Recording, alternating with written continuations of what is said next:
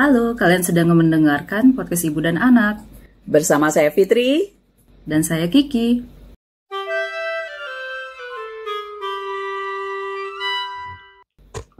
Oke.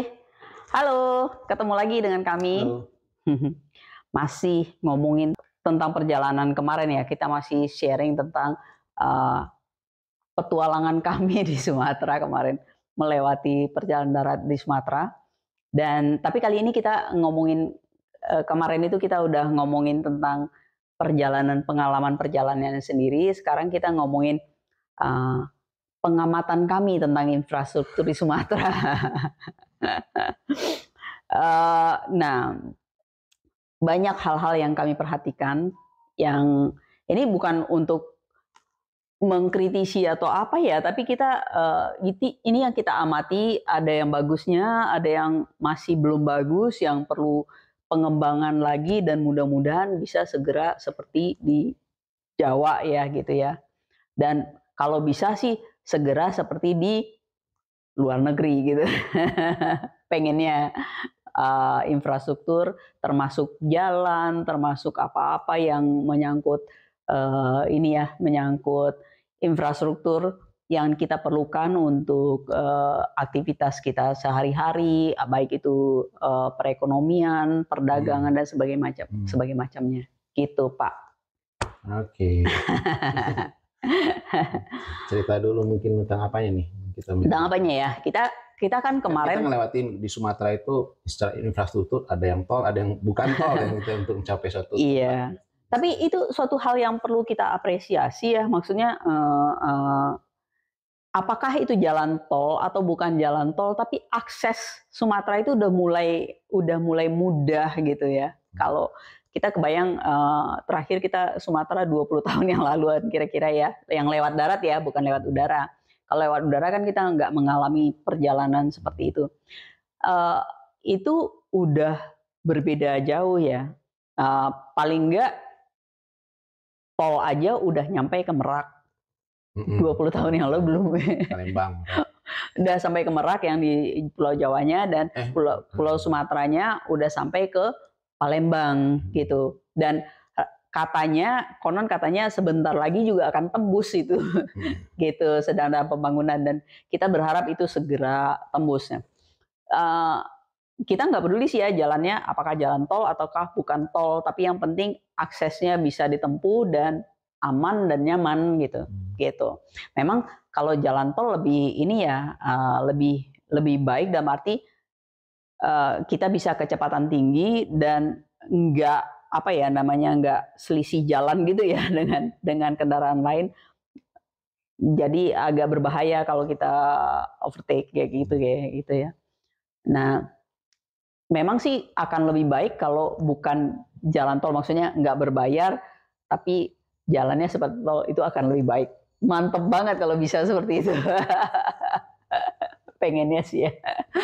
Pengennya. Tapi apapun, dengan adanya jalan tol itu mestinya perjalanan lebih mudah ya. Maksudnya pencapaian waktu untuk mencapai satu titik ke satu titik yang lain itu akan lebih mudah gitu. Ya, jauh lebih cepat. Jauh lebih cepat gitu. Jauh lebih cepat dibandingkan dengan kalau tidak ada tol gitu. Sebenarnya dan kemudian juga infrastruktur untuk penyeberangan ferinya itu dengan ada aplikasi feri apa? Ferizi itu lebih mudah juga ya, maksudnya di jalan udah bisa beli tiket gitu, beli tiket ini ya, cuman yang bukan pengguna aplikasi itu akan kesulitan sih ya, gitu. Tapi kalau yang biasa menggunakan aplikasi itu mudah. Mungkin yang kita harapkan sih dengan pengalaman kita kemarin, kalau Bapak Ibu teman-teman bisa lihat video kita sebelumnya, bahwa di pelabuhan ada beberapa hal yang bikin kita sulit ya, kesulitan.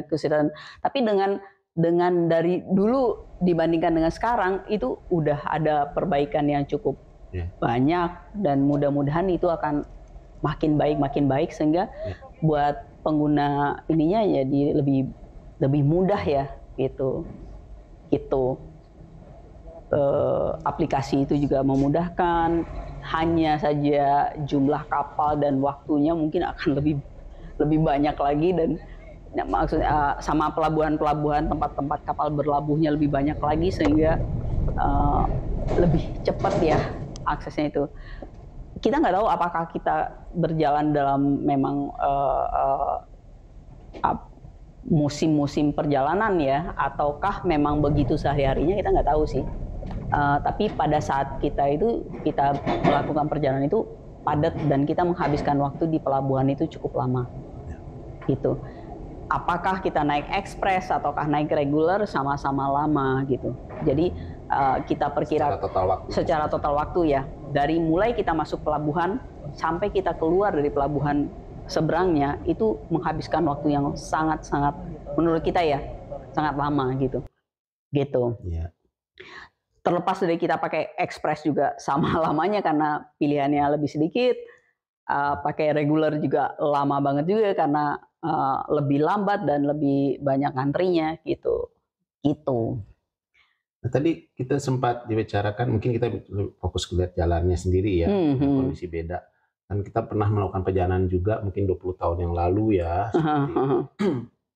Jadi kalau melihat dari sana, spending waktunya satu kali perjalanan dari satu titik keberangkatan sampai kita di Sumatera Barat, di kampung seperti itu, hampir sama.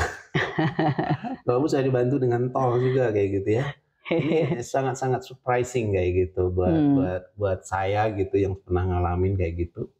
Dulu ya katakanlah pernah hanya 28 jam ya dari 30 jam lah 28 dari. Pernah dulu 28 jam itu agak kenceng gitu seperti itu. Tapi yang rata-rata adalah 30-32 jam sekarang. Sekarang ini kan bisa dihitung mungkin jadi berapa itu? Sekitar 27-28 jam juga ya seperti itu. Kita nggak ngitung antrian ya. dan macet dan nginep ya. Kita nggak ngitung itu. Nah, itu satu kondisi yang apa namanya, yang melihat dari sekian waktu itu ternyata nggak begitu banyak ya perubahannya, nggak begitu bisa memangkas waktu ya perjalanan. Tapi mungkin yang kita rasakan, tol itu memang mempersingkat sangat itu. Kemudian perjalanan di luar tol itu sepertinya menjadi lebih lama daripada kondisi yang dulu sebelumnya, karena lebih ramai. Karena ada berkembang lagi kota-kota kecil seperti itu, sehingga terjadi lebih ramai. Kemudian mungkin kendaraan jelas lebih ramai juga daripada dulu mungkin perjalanan kita ketemu kendaraan lawan itu jarang nggak terlalu sering. Sekarang kita tuh pelan karena depannya truk pelan gitu. Tidak bisa disalahkan ya, penggunanya kendaraannya ya seperti itu. Kenapa seperti itu? Karena ya pilihan jalannya cuma itu. Ya betul, dan kemudian itu menunjukkan ekonomi juga makin bagus ya, sehingga itu banyak lebih ramai gitu jalannya. Hanya saja sayang sekali konektivitasnya itu harusnya bisa lebih singkat lagi kalau seandainya tol itu lebih banyak digunakan seperti itu. Ya kemudian yang mungkin dari video yang sebelumnya sempat cerita bahwa lintas Sumatera yang memang rata-rata banyak kendaraan besar, kendaraan yang mungkin kecepatannya juga tinggi seperti itu diisi juga oleh ada sepeda motor juga. Orang yang sepeda mungkin nggak kelihatan ya karena jarang orang pakai sepeda seperti itu ya. Tetapi sepeda motor, kemudian ketemu juga kendaraan umum yang berhenti seperti itu. Angkot-angkot gitulah. Ya, ada di beberapa kota-kota yang seperti itu ya. Bahkan ya itu agak surprise adalah di jalan yang ramai itu ada yang dorong kereta bayi. Nah itu dari sisi sana itu sangat-sangat memperlambat ya. Tapi itu menunjukkan kondisi yang beda. Dulu sepi, sekarang sudah mulai ramai. Sehingga memang sepertinya perlu tol itu memang sangat diperlukan untuk mempercepat konektivitas perpindahan orang dari orang seperti itu, walaupun itu berbayar ya tentunya. Kalau yang lain mungkin agak itu pilihan kalau saya memilih, cuman itulah kondisi yang dihadapi seperti itu. Kalau kita mikirkan waktu, ya memang tol lah lebih cepat seperti itu. Kita juga ngalamin ya kondisi yang jalan-jalan yang jelek, jalan-jalan macet seperti itu, dan terutama kalau itu di daerah rame itu kita ngalami macet itu di blok jalan itu cukup lama. Ya, sangat lama, bukan cukup lama, sangat lama. Waktu perjalanan dari Palembang menuju ke Tempino kecil, kita juga ngalamin di kota mana gitu, yang Kabupaten Batanghari ya, seperti itu. Kita ngalamin itu juga ada jalan, perbaikan jalan dan sebagainya, itu kita terblok juga gitu ya, agak lama juga gitu macetnya. Karena bergiliran, panas-panas juga seperti itu. Nah itu hal-hal tersebut yang mestinya mungkin itu sangat mengganggu gitu ya, mengganggu dari pengguna jalan itu, dan juga tentunya mengganggu kecepatan konektivitas ya. Dan orang jadi sangat-sangat terganggu. Sehingga tapi itu tidak bisa dihindari karena memang jalan itu dulu itu sebenarnya sebagai connect dari kota ke kota kayak gitu. Kotanya berkembang dan kemudian sepanjang jalan juga berkembang. Sehingga memang itu akan menjadi ya seperti tadi, bisa jadi makin ramai karena ekonominya itu, tapi waktu tempuh juga menjadi sama seperti dulu juga kayak gitu ya. Lebih lambat ya. Ya, misal lebih lambat untuk daerah di sana ya, seperti itu lebih lambat. Sehingga alternatif membuat jalan tol itu sepertinya suatu udah benar-benar suatu kebutuhan yang ya sangat dibutuhkan sebagai connect ya. Segera dibutuhkan gitu. Connect antara titik dan titik seperti itu.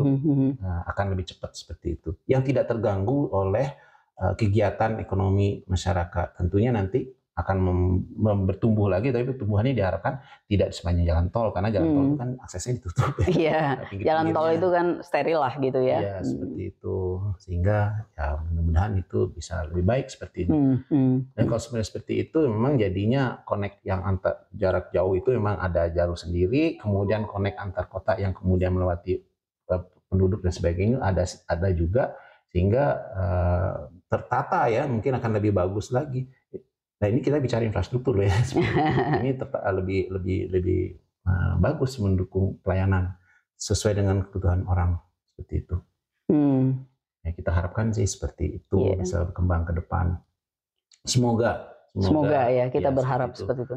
Ya, memudahkan sekali untuk ini, dan tentunya kita melihat kemarin banyak truk-truk yang terhenti, harus diblok dulu seperti itu. Nah itu bahkan secepatnya itu mengganggu perekonomian, dan itu bisa diatasi lah seperti itu. Terus satu hal lagi Pak yang kemarin kita alami, kita jalan ada malam lewat jalan kecil dan kita nabrak. Alhamdulillah kita selamat ya. Cuman waktu itu ya, satu hal infrastruktur yang kita perhatikan ya di Sumatera itu adalah keamanan pengguna jalan itu agak lebih rendah dibandingkan dengan di Jawa ya. Walaupun di Jawa memang keamanan itu tetap rendah juga, tapi di Sumatera itu lebih rendah lagi gitu. Faktor safety maksudnya. Faktor safety ya, maksudnya safety. Yang pengamanan dan pengamanan ya. Jadi kalau cerita waktu kejadian itu, yang kita bilang safety itu kayak rambu-rambu, peringatan-peringatan, lampu penerangan itu sangat minim gitu, walaupun itu jalan utama gitu. Marka jalan sangat minim, dan jalan hitam, kalau kita jalan gelap gitu ya udah hitam aja ngeblok gitu, nggak ada garis-garisnya, itu tuh minim gitu, bukan nggak ada ya, minim gitu. Rambu-rambu yang ngasih tahu bahwa di depan akan jalannya belok-belok itu minim. Jadi kita benar-benar mengandalkan Google Map di situ ya untuk mengetahui wah ini jalan depannya belok atau apa gitu, kita mengandalkan Google Map. Dan waktu kita tabrakan tuh gimana ceritanya? Iya, jadi sebenarnya sih itu ada pemblokiran jalan ya, karena sedang ada pembangunan jalan, ada yang di beton. Jadi satu sisi di beton sehingga hanya satu jalur aja yang gantian. Kita harus gantian jalannya. Nah itu ya kita berjalan dengan kecepatan yang memang seperti jalan lintas Sumatera pada umumnya lah, seperti itu. Dan tapi kitanya jalannya malam. Iya, jalannya kondisinya malam, habis subuh waktu itu. Habis subuh. Subuh lah ya, tapi masih gelap. Masih gelap. Nah, kita habis sholat subuh, habis itu jalan lagi. Jadi dalam keadaan masih keadaan fresh lah ya, seperti itu. Jalan lagi seperti itu. Nah tiba-tiba aja dilihat kok ada apa? Nggak tiba-tiba ya, ada orang yang agak jauh menghalang gitu ya, seperti itu. Nah, ada orang yang lagi ada kayak dihalang kayak gitu, ada orang yang duduk-duduk di pinggir kayak gitu, menggerakkan, memberi tanda atau apa seperti apa. Dan yang tidak terlihat adalah 20 atau 20 meter dari jarak orang sebelum itu ternyata tuh ada semacam penghalang itu dibuat dari bangku-bangku ya. Iya, bangku-bangku. Kayu gitu ya. Dan kayunya mungkin kayu rapuh seperti itu, yang katanya kayu rapuh ya. Dan itu warnanya adalah biru tua. Dan nggak ada lampunya? Tidak ada lampunya seperti itu. Dan kondisi di sana juga tidak ada penerangan. Jadi yang kelihatan adalah orang yang bisa, tapi 20 meter sebelum itu ternyata ada bangku-bangku. Bangku-bangku itu nggak kelihatan. Jadi dan kita nabrak. Setelah posisi dekat dengan terkena lampu dekat kayak gitu, baru kelihatan dan udah terlambat untuk ngerem. Terlambat untuk bisa mengerem ya seperti itu. Jadi ya sisakan di sana adalah faktor safety dari yang pengawas yang di sana, petugas di sana dalam kondisi malam tersebut. Seharusnya lampu-lampu juga ada. Saya juga melihat lampu yang digunakan ada lampu yang biasa dipakai yang batang seperti itu, kemudian ada merah seperti itu. Dan ada kun ditaruh di tengah seperti itu. Jadi lampu ini tetap sana dan kondisinya redup lampunya. Ini baterainya udah mau habis seperti itu ya. Jadi hal-hal demikian sangat berbahaya sih sebenarnya bagi pengguna jalan. Sangat berbahaya gitu. Jadi ada mobil yang sebelah kita mungkin nggak tahu ya. Jadi dia malah nabras gitu aja seperti itu. Masuk ke sisi yang lain sebenarnya dia sudah harus stop seperti itu. Dan kita telat ya melihatnya. Kita telat. Ya itu yang apa namanya infrastruktur di sana itu yang kita ini karena itu adalah minimnya untuk safety ya. Rambu-rambu itu sangat minim sehingga kita itu agak kesulitan untuk jalan-jalan. Ya untung thanks untuk Google Map ya. Hanya mengandalkan Google Map walaupun ada beberapa tempat yang kita dikecewakan oleh Google Map. Yeah. Gitu. Kemudian juga kita apalagi ya yang kita bermasalah di situ. Ya sebenarnya satu lagi yang mungkin yang disorot adalah selain mungkin jalan, kondisi jalannya ya seperti itu. Yaitu lainnya adalah mengenai ini juga masalah infrastruktur adalah ketersediaan dari bahan bakar ya SPBU seperti itu. Dan di daerah Sumatera Selatan sampai saya udah masuk Jambi ya, Jambi mungkin seperti itu SPBU selalu antriannya panjang. Iya. Iya betul itu. Antriannya di mana-mana lihat tuh antriannya panjang, tapi antrian panjang itu ternyata adalah untuk pengisi banyaknya adalah diesel. Solar ya, bukan diesel ini. Kalau Dex walaupun jarang, tapi itu nggak terlalu ngantri. Dexlite juga nggak terlalu ngantri. Dexlite masih ada juga yang ikut ngantri, cuman nggak banyak karena truk-truknya nggak ada. Nggak ngantri. Kalau Dex hampir nggak ngantri. Kalau ada Dexnya. Sama ini juga Pertalite itu ngantri ya, premium lah, bensin itu ngantri. Tapi utamanya ada solar. Jadi pagi-pagi terutama kita melihat kalau panjang sekali truk itu udah ngantri di pinggir-pinggir jalan itu udah ngantri. Iya. Jadi agak mengurangi juga dari kecepatan. Ya luas jalan itu lebar jalan itu dipakai juga sebagian oleh truk-truk yang pada berhenti di pinggir sisi ya, tetap mengambil jalan sebagian dari jalan tersebut. Dan itu kita hampir temukan hampir di semua sepanjang jalan di lintas Sumatera ya, sepanjang jalan sampai yang kita lewati kan sampai Jambi, sampai ke Sawalunto ya, itu rata-rata begitu. Ya dari arah selatan ya, dari arah keluar dari Palembang. Iya, dari keluar dari Palembang sampai ke arah Muarabungo ya. Sana lah seperti itu. Ya itu yang kita alami ya seperti itu. Sangat disayangkan. Kemudian yang kedua juga kita memang utamanya adalah kalau ada Dex dulu gitu isinya. Kalau seandainya nggak ada ya daripada nggak ada kita isi Dexlite seperti itu. Dan seringkali juga persoalannya kalau pembayaran kayak gitu ya, karena bayar itu harus cash. Banyak cash gitu ya. Ada juga yang mau debit, ada juga yang bisa pakai kris kayak gitu ya. Nah persoalannya adalah kalau mereka ternyata persoalannya kalau mereka sedia itu yang seharusnya bisa melayani ternyata masalah infrastruktur lagi, yaitu masalah komunikasi. Sinyalnya. Jadi mereka agak enggan atau mungkin tidak bisa melakukan itu karena masalah sinyalnya ada di beberapa lokasi yang tidak begitu bagus ya menunjang. Nah ini sangat disayangkan juga seperti itu, karena ternyata itu kan kita bicara SPBU ya, ternyata di tempat usaha-usaha lain sama. Itu juga. Kalau hal yang misalnya mau di kafe dan di mana, ada yang tidak bisa, ada yang bisa terima, ada yang tidak, tergantung lokasi ternyata. Itu pengaruh sinyal. Jadi selama ini kita bicara infrastruktur, ngomongnya adalah jalan, ternyata ini infrastruktur telekomunikasi, masalah sinyal itu juga sangat mengganggu ekonomi. Dan di SPBU kita ngalamin beberapa yang kayak gitu, yang terpaksa nggak bisa ya. Jadi terpaksa mau nggak mau kita bawa cash kemana-mana gitu. Ya, gitu. Siapin cash.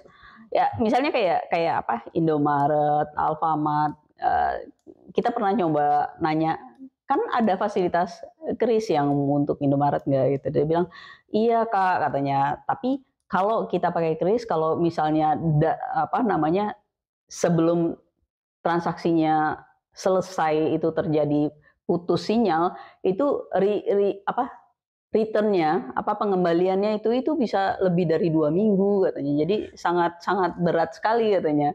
Dan kita nggak tahu kapan bisa berhasil atau kapan gagalnya itu. Jadi maksudnya satu transaksi tiba-tiba sinyalnya melemah di tengah jalan, nggak sukses atau sukses tapi nggak masuk di tempat penerimanya, merchantnya, akibatnya malah kacau, nggak karu-karuan katanya gitu. Sayang sih dalam kondisi sekarang kita yang cashless ya. Pemerintah mendorong cashless. Kemudian mendorong perekonomian supaya lebih cepat bergerak seperti itu. Nah, fasilitas-fasilitas seperti itu yang sangat dibutuhkan dan menunjang dari ekonomi itu kurang kayak gitu. Dan kemudian kita melihat juga sebenarnya penerangan itu kan sepanjang jalan itu kan. Pertanyaannya adalah memang tidak ada lampu atau listriknya yang ada. Kita nggak tahu juga sih. Ya, jadi ada beberapa yang kondisi memang sudah ada tiang-tiang lampu, jalan-jalan yang baru dibangun seperti itu. Ada yang tiang penerangannya untuk lampu dan sebagainya, dan itu memakai solar panel. Jadi tidak memakai tenaga listrik tapi kayak solar panel. Ternyata solar panelnya banyak yang rusak, tidak berfungsi lampunya, baterainya banyak mana hilang. Ini salah satu juga ya mungkin dari kita tidak bisa memelihara dari penduduk di sana. Jadi bagaimana membuat satu sistem atau bagaimana menjaga bahwa fasilitas infrastruktur yang ada dan kebutuhan masyarakat semuanya tentunya itu bisa terpelihara, gitu, terjaga kayak gitu ya. Jadi ini salah satu juga kelemahan ya mungkin budaya di kita dan sebagainya. Itu sangat disayangkan seperti itu. Dan kalau seandainya memang tadi itu karena ada daerah-daerah tertentu yang tidak ada, mungkin karena kurang penerangan karena ada listrik misalnya nggak masuk jalan seperti itu, ya sangat disayangkan gitu. Seharusnya itu ada lah untuk terutama di daerah yang banyak belokan seperti itu, penerangan itu menjadi sangat penting kayak gitu. Untuk safety ya, untuk keamanan pengguna jalan. Ya itu salah satu. Nanti kita bicara infrastruktur. Jadi ya ada jalan, ada sinyal, telekomunikasi, kemudian juga listrik ya itu sangat ternyata. Dan rambu-rambu jangan lupa. Rambu-rambu itu untuk safety-nya. Dari sisi jalan lah seperti itu. Gitu. Jadi itu yang kami amati, dan mudah-mudahan karena kita 20 tahun lalu jalan, mungkin 2 tahun lagi kita jalan udah banyak perubahan dan kemajuan lagi ya. Kita sangat berharap di situ supaya perekonomian di Sumatera itu juga bergeraknya sama secepat. Yang jelas makin ramai. Dibanding dulu tentunya beda sekali ramainya. Dan itu menunjukkan ekonomi yang tumbuh kembangnya. Dan berharapnya juga perputarannya juga secepat di Pulau Jawa gitu, sehingga di Sumatera juga makin cepat majunya gitu. Dan juga nggak hanya itu ya, juga pulau-pulau lain ya. Tapi kan karena kita ke Sumatera ya, kita ngomongnya Sumatera. Gitu. Oke, sementara itu dulu yang bisa kami share dari oleh-oleh dari perjalanan kemarin. Nanti kami akan share lagi hal-hal lain dan tunggu kami. Terima kasih, sampai ketemu lagi.